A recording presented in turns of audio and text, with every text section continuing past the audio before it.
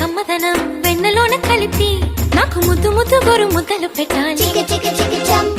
ప్రేమలోన ఉన్న తీయదనం ప్రేమతోటి తెలిపి చిన్న తప్పు చేస్తే నన్ను తీయక తిట్టాలి.